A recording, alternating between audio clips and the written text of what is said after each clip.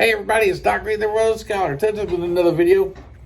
I'm still sitting here at the yard in Van Helia. My truck is in the shop. I had to get a clutch pedal adjustment. My pedal is going almost all the way to the floor. It's like 2 inches from the floor before it engages the clutch. And then I had a fuel filter clogged. So I had to get that replaced. While I'm here, might as well go ahead and throw some windshield wipers. Now this is a temp truck. I wouldn't normally be trying to be spending money on it, but my truck has been in the shop for 3 months now, since July 17th. Not Dart's fault. Supply chain issue. Can't get the part in from China. There's quite a few trucks actually broke down now around the country because of supply chain issues. We can't get the parts in from China. That's going to create a problem pretty soon, because these trucks keep breaking down, and sooner or later, like last year, my truck was down because of a wiring harness. It had to be replaced. No one had it. Kenworth didn't have anything. So literally it was broke down actually right down the street from here in another part of Ohio. And I turned it into the shop there. It was a Kenworth shop. They didn't even have the part. They couldn't get it. They had to special order it. So I literally flew home last year. Some of you may remember me talking about that video. I flew home back to Dallas, stayed about a week and a half, 2 weeks in Dallas, came on back up, got my truck and pulled out. Well, I actually came back up. They still hadn't fixed it. They thought they fixed it, but there was a computer issue. And so I had spent a few more days here before I got my truck out and left. Again, supply chain issues. That's the reason it was in the shop so long.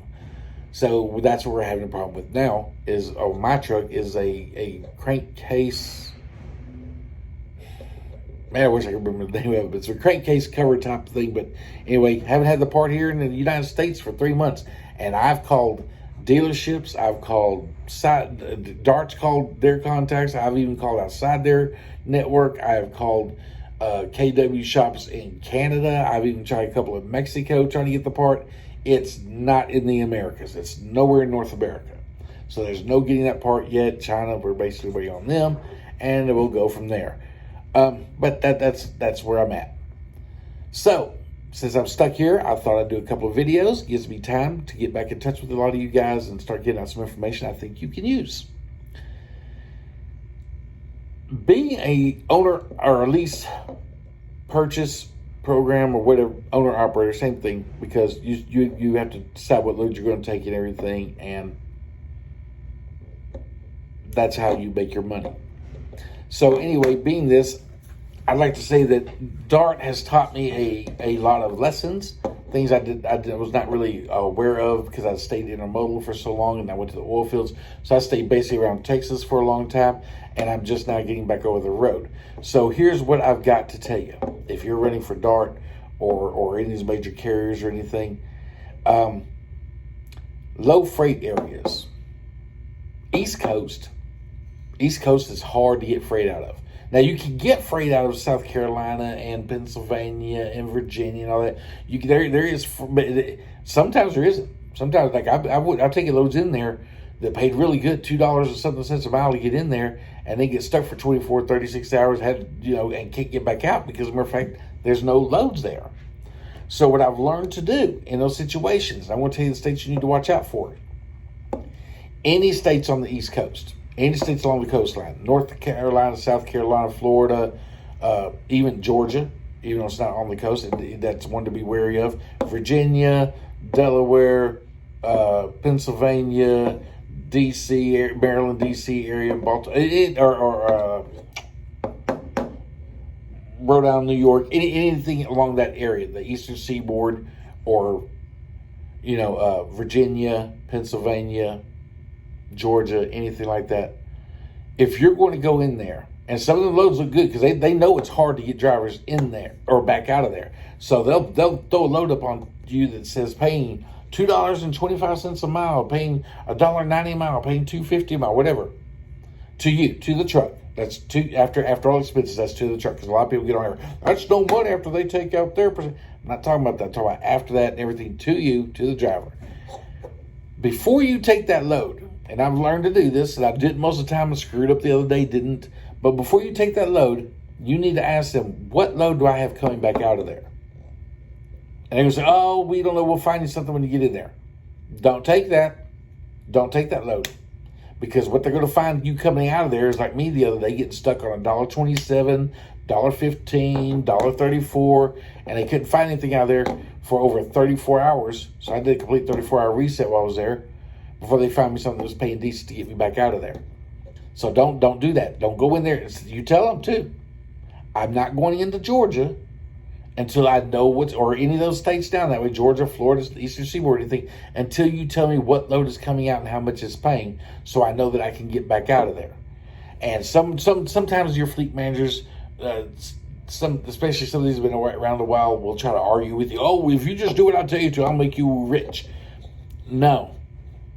We've all tried it. It doesn't work that way. So now, in order for me to get to go to those states, like I said, I screwed up the other day. Took a load, didn't realize it, but I already told them I would, so I did. And took one in Georgia, got stuck for a couple of days. So I want to know what load's going in, because it may be paying $2.25 going in or $2 a mile going in. And if it is, then I might be able to take a load for a little bit less, like $1.45, $1.50 to get back out to still average my $250, $300, $350 a day. So, but I need to know before I go in. As it happens, the load I took in there paid about $1.85 a mile to me going in. But when I came back out, they were trying to offer me for something for $1.27. And even for me to average my amount of money at $1.85, I would have needed at least $1.50 a mile, $1.55 a mile coming back out. They didn't have it. I got stuck and everything. So the next day when they finally did find me a load, by that time I needed $1.67 a mile because I had to make up for that day I missed. They found me low for $1.67 a mile, and I got back out of there. Had I waited another day, I probably would have just bobtailed out of there and headed up to Ohio or somewhere back at our regular network where that pays better. And I know some people go, oh, I'd rather get paid going over there than that. Not me, because they get used to that. If I let them get away with it once, they'll get used to it. Not my fleet manager; she's awesome, but I've had fleet managers in the past that did that. So I've already, and I use a lot less fuel, and all I've got to do is go a couple hundred miles to get to a better zone, like Tennessee, Kentucky, Alabama, Alabama, Mississippi, to a better zone. I only have to spend a couple hundred miles, and so I'm only going to spend about $30 of fuel rather than going to hook up my truck and everything and then basically taking it for free. Because like I said, it was paying $1.27 a mile, and by the time I got through calculating everything, I'd have been running for free, and I'm not doing that. So, that being said, that's what I want to let you guys know and warn you about. Be careful of where you're going. Make sure that those areas on the seaboard and everything, Georgia, Florida, all that, Eastern Seaboard, Virginia, Pennsylvania, if you're going to those states, make dang sure you got a load coming back out and you know how much it's paying. And get both of them together, calculate them out, maybe get a grade in, maybe a decent rate out, maybe a little bit lower than what you normally take out. But if the rate going in is high enough and you can still average your $300 or $400, whatever you need to make a day in order for you to be happy, then go ahead and take the load. If you can't, turn that load away. And let someone else out here who hasn't watched my videos, doesn't know how to calculate their miles and everything, let them take the load in there, because I will be hearing from them. I don't know how these people start hearing about me, but for some reason, when they start failing and everything, and they don't listen to the videos, they don't listen to our instructions, like from me, Turkataz, Shannon, and a few others out here. There's some other YouTubers out here with pretty good instructions and everything on how to run your business.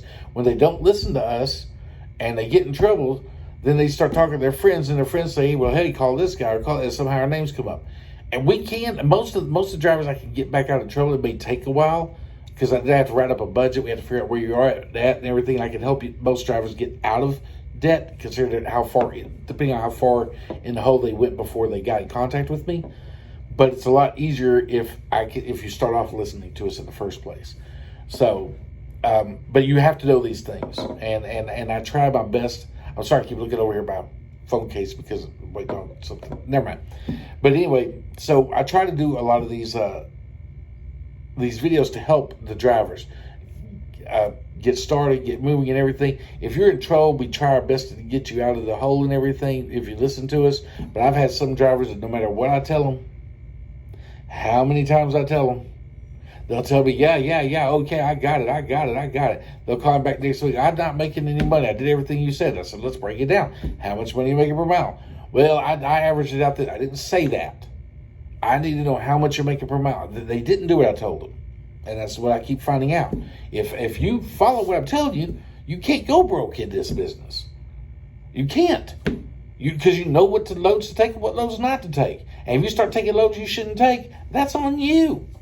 Don't get mad at your company.